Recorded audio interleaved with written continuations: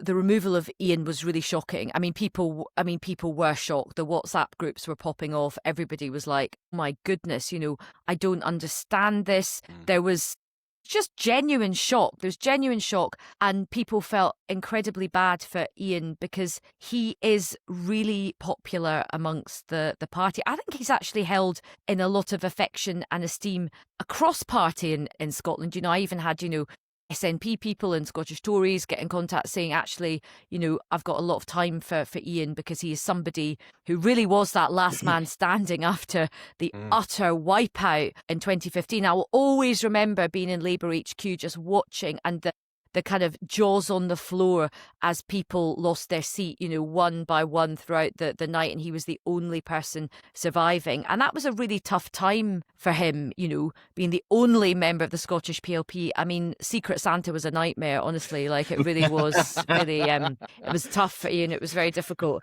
Well, at least he got what he wanted.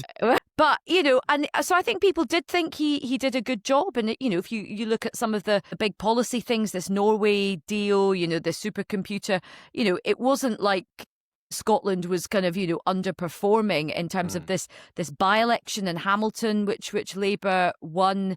But politics is a tough game. Your future is in the hands of somebody else. They think highly enough of him. What was interesting is, you're right, it was announced he was sacked.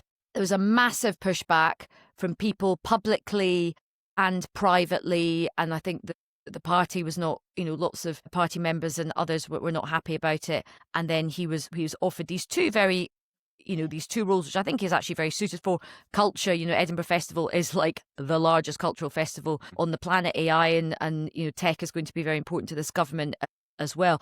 So I think the fact that he was brought back is a signal of how highly he is held. Douglas Alexander coming back is something that I think the leadership in Scotland are very pleased about, because he is a very seasoned, very experienced political operator.